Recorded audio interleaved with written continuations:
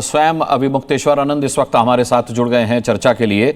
बेहद दुर्भाग्यपूर्ण है ये आरोप स्वामी जी आपके ऊपर, लेकिन अब आरोप लग गया है, एफआईआर हो गई है और कोर्ट के कहने पर आपके ऊपर ये एफआईआर हुई है। आपकी प्रतिक्रिया क्या है? कई अब संत समाज की ओर से ये प्रतिक्रिया आ रही है कि आपको पद छोड़ देना चाहिए जब तक आप पर आरोप लगा है।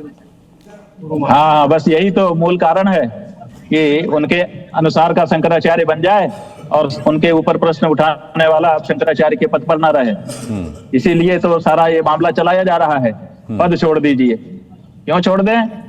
क्योंकि आपके ऊपर आरोप लग गया। अरे आरोप जेन्युइन है कि नहीं, पहले इसकी टेस्टिंग होगी कि आरोप किसी के ऊपर लगा दो और कहो कि पद छोड़ दो। नहीं, लेकिन ये कोर्ट के आदेश पर एफआईआर हुई है आपके खिलाफ, किसी राजनीतिक पार्टी के रिकमेंडेशन पर नहीं हुई है। हाँ, ठीक है। कोर्ट ने कहा कि हम दोषी हैं। नहीं, कोर्ट ने कहा है कि दर्ज कर लो, इनका जांच करो। कोर्ट ने यही तो आदेश किया है कि जांच करो। तो अभी जब जांच करने के लिए आदेश किया है तो हमारे ऊपर आक्षेप कहां से कोर्ट ने कर दिया? नहीं, कोर्ट ने आक्षेप नहीं किया है, लेकिन एफआईआर कोर्ट के कहने पर ही आपके ऊपर दर्ज हुई है। अब इस पूरी प्रक्रिया में अगर आपको यह लगता है कि राजनीतिक आपके खिलाफ षड्यंत्र रचा जा रहा है, तो फिर न्याय की उम्मीद किससे करेंगे आप? जो आप कह रहे हैं कि दूध का दूध पानी का पानी हो जाएगा, फिर तो पानी पानी होगा, दूध कहां रह जाएगा? ये ऐसा है कि समय जो है वो सब चीजें साफ कर देता है। ये आप देखते जाइए, दूध का दूध पानी का पानी अपने आप हो जाएगा। ठीक है स्वामी जी, आपके मुताबिक झूठ है इसके पीछे उम्र ज्यादा नहीं होती है। मैं समझ गया, बिल्कुल सही बात कर रहे हैं आप, लेकिन इसके पीछे किसका षड्यंत्र हो सकता है? आप क्या कहना चाहेंगे कि किसने आपके खिलाफ ये सब कुछ किया है? देखिए इस समय जो हम योगी आदित्यनाथ से प्रश्न पूछ रहे हैं कि तुम असली हिंदू हो कि नकली हिंदू हो, और गौ माता की रक्षा के लिए उनसे हम 2 प्रश्न उठाए हुए हैं कि गौ माता को राज्य माता घोषित करो और ये गौ हत्या का और गौ मांस का व्यापार जो भैंस मांस और दूसरे बीफ के आड़ में हो रहा है उसको बंद करो।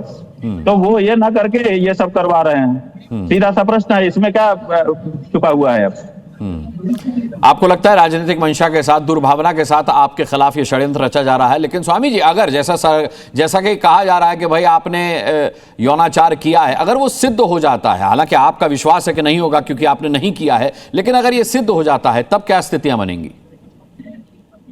अच्छा, जब हमने किया नहीं तब भी सिद्ध हो जाएगा? ऐसा होता है क्या?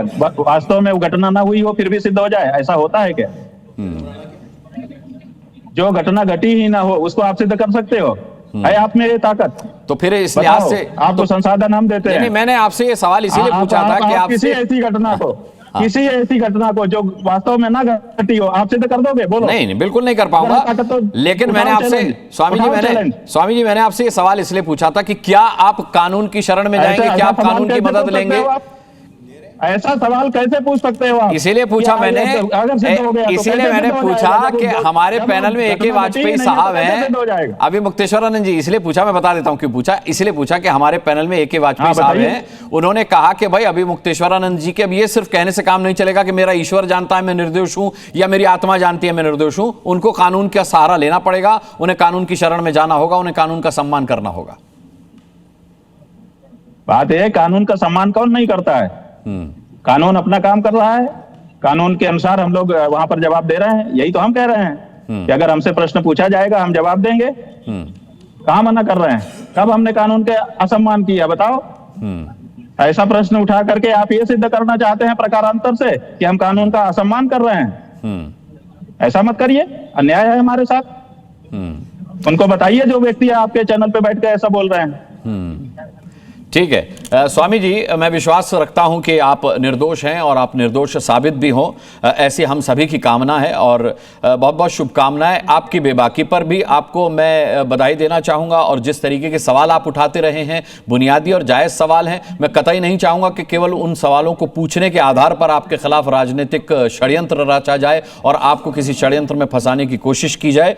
मैं बहुत बहुत धन्यवाद। हम आपके माध्यम से सुनिए, हाँ बोलिए। आप विदाई लें, इससे पहले हम अपनी बात कह देना चाहते हैं जी। हम आपके माध्यम से योगी आदित्यनाथ को कहना चाहते हैं कि अगर आपको हमें समाप्त करना है तो हम आत्महत्या करने को तैयार हैं। गौ माता की रक्षा का कानून पारित करिए। नहीं स्वामी, गौ माता की रक्षा का कानून पारित करिए। नहीं, गौ माता की रक्षा का कानून पारित करिए।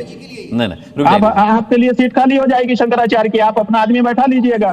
लेकिन ये तरीका जो आप अपना रहे हैं बिल्कुल गलत है, किसी हालत में इसको स्वीकार नहीं किया जाएगा।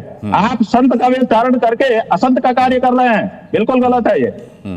ठीक है, मैं अभी मुक्तेश्वरानंद जी बहुत धन्यवाद आपका। इस बात के साथ कहना चाहूंगा कि आप सर्वोच्च पद पर बैठे हुए हैं और ऐसे पद पर बैठने के बाद कम से कम आत्महत्या को प्रमोट करने की बात मत कीजिए। मैं आपकी भावनाएं समझ रहा हूं, आप आहत हैं, लेकिन फिर भी आत्महत्या को हम इंडोर्स नहीं करते। बहुत बहुत धन्यवाद स्वामी अभी मुक्तेश्वरानंद से बात करने के लिए।